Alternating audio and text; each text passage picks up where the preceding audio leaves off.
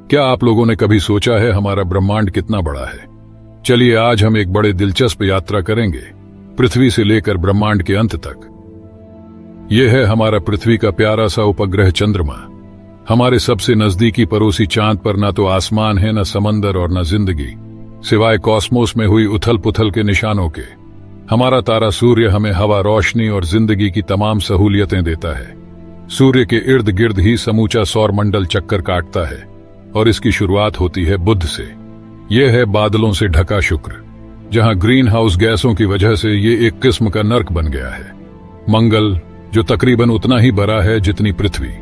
मंगल और बृहस्पति की कक्षाओं के बीच कुछ पत्थरनुमा एस्टेरॉयड सूर्य का चक्कर लगाते हैं। 4 बड़े और दर्जनों छोटे चंद्रमाओं वाला बृहस्पति अपने आप में एक सौर मंडल की तरह है।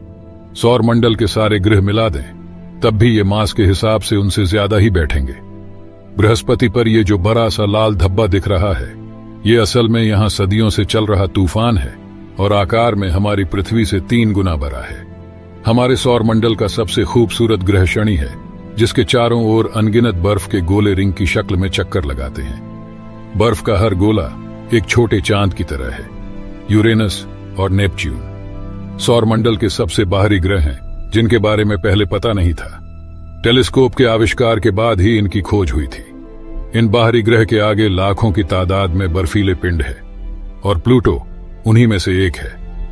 हमने अब तक जितने भी अंतरिक्ष यान भेजे हैं, उनमें से सबसे ज्यादा दूर गया है वॉयेजर 1। इसमें कुछ संदेश भेजे गए हैं जो करोड़ों साल बाद भी हमारे बारे में बताएंगे, जैसे कि हम कौन थे, हमने क्या किया और कैसा संगीत तैयार किया। ये कॉस्मोस एक बहुत बड़े समुद्र की तरह है और जैसे जैसे इसमें आगे जाएंगे ऐसी अनगिनत दुनिया मिलेंगी।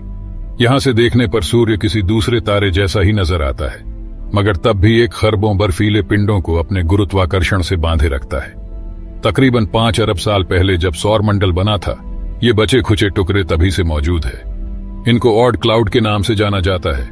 पहले कभी किसी ने इनको नहीं देखा था, और देखते भी कैसे। ये छोटे छोटे टुकड़े आपस में उतनी ही दूर है जितनी पृथ्वी और शनि के बीच की दूरी है। धूमकेतुओं का ये बड़ा सा बादल सौर मंडल को चारों ओर से घेरे है, और ये कॉस्मोस में हमारे पते की दूसरी लाइन है। दूसरे तारों के भी ग्रह होते हैं, ये हमें कुछ दशकों पहले ही पता चला है, मगर अब हम अच्छी तरह जानते हैं कि तारों के मुकाबले ग्रहों की संख्या बहुत ज्यादा है। इनमें से तकरीबन सारे ग्रह पृथ्वी से बहुत अलग है और वहां हमारी तरह जीवन नहीं है। मगर जीवन के बारे में हम क्या जानते हैं? अब तक हमें एक ही तरह के जीवन का पता है, पृथ्वी जैसे जीवन का। कुछ दिखा आपको? खाली अंतरिक्ष है ना। इंसान की आंखें ब्रह्मांड की रोशनी का एक मामूली सा हिस्सा ही देख पाती है, मगर विज्ञान हमें वो भी दिखा सकता है जो आंखें नहीं देख सकती। हमारी गैलेक्सी में ऐसे अरबों ग्रह हैं जो अंधेरे में चक्कर काटते रहते हैं। इनका कोई परिवार नहीं है।